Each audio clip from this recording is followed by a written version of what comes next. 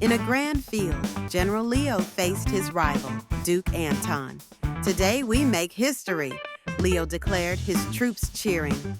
Anton smirked. "History, more like a footnote." The battle raged, swords clashing, soldiers shouting. Suddenly, Leo's horse sneezed, causing a domino effect of chaos. "Retreat!" Leo shouted as his troops stumbled over each other. Anton laughed. "Achoo! The sneeze that won the war." As Leo retreated, he muttered, "Next time, I'll bring tissues."